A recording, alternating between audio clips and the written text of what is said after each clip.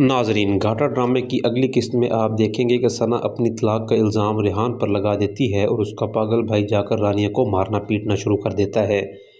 बता क्या चल रहा है तेरे और उसके दरमियान, क्या प्लानिंग है? जिस लड़की को इतने महीनों से सब ने बेजा में रखा है, उसको देखना तो दूर की बात, खुली हवा में सांस लेने की इजाज़त नहीं है।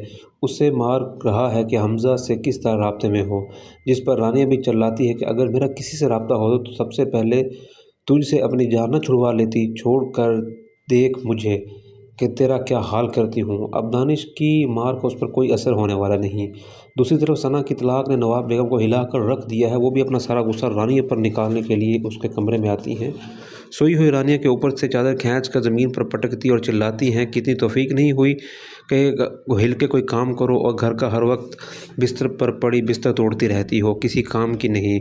जवाब में रानिया भी इसी टोन में कहती है कि आपकी मुलाजमा नहीं हूँ और यहाँ नवाब बेगम को इतना गुस्सा आता है कि तुम मेरे मुलाजमों से भी बदतर हो। एक बार फिर से अपनी खाला को झंझोड़ती है।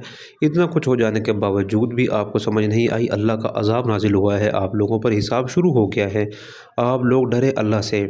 सना की तलाक तो सिर्फ एक छोटा सा ट्रेलर था। जो कुछ आपने हमारे साथ किया है ना, इसका हिसाब कैसे देंगी? अब नवाब बेगम की तो आंखें फटी की फटी रह जाती हैं। रानिया की बद्दुआएं सुनकर वो गुस्से में कमरे से बाहर जाती हैं और दानिश को देखते ही उसे रानिया के खिलाफ भड़काने की पूरी कोशिश करती है कि सना की तलाक का ताना दिया है मुझे तेरी बीवी ने, मैं तो कहती हूँ कि चुटिया से पकड़ और दो चार लगा इसे। जिस पर दानिश भी उकता कर जाता है और कहता है कि अम्मा कल रात ही खातिरदारी इसकी की है, मैं तो अब इस पर मार का भी असर नहीं होता।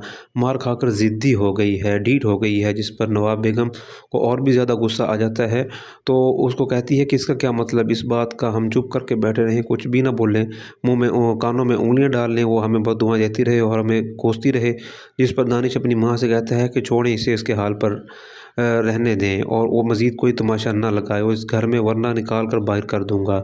दूसरी तरफ सना अपने होशो हवास बिल्कुल ही खो चुकी है। हमज़ा को फ़ोन करती है कि मैं अच्छी तरह से जानती हूँ कि हम दोनों बेफसाद की जड़ वो रानियाँ है, अगर वो ना होती तो तुम मेरे होते। उसकी बकवास सुनकर दानिश कहता है कि अगर वो ना होती तो कोई और होता, लेकिन तुम ना होती। हमज़ा की तरफ से साफ जवाब सुनकर भी सना को बर्दाश्त नहीं होता। हमज़ा सिर्फ मेरा है, मैं उसके बगैर नहीं रह सकती। वो पागलों की तरह कमरे से निकलती है। हमज़ा के पास जा रही हो, नवाब बेगम की हालत देख कर परेशान हो जाती हैं। पागल हो, तलाक दे चुका है और वो तुम्हें नहीं जा सकती। अब तुम्हारा जहाँ वहाँ जाना जो है वो खतरे से खाली नहीं है। अच्छा, उसके पर जब नवाब बेगम मजबूरन उस पर हाथ उठाती हैं, एक थप्पड़ फिर दूसरा थप्पड़, और कहती है कि तेरा दिमाग ख़राब हो गया है, तेरा कोई ताल्लुक़ नहीं है इससे और ना ही हमारा कोई ताल्लुक़ रहा है। लेकिन सना तो कुछ सुनने के लिए तैयार नहीं। वो माँ पर चिल्लाती है, ऐसे मत कहो, हमज़ा सिर्फ मेरा है। अब माँ इस पागलपन को किस तरह रोक सकती है? तलाक ना होती तो शायद बेटी का घर बचाने के लिए हमज़ा और उसके घर वालों से माफ़िया मांगने पहुँच जाती, लेकिन अब तो मामला सिरे से ही ख़त्म हो चुका है। लेकिन सना का पागलपन किस तरह संभालें?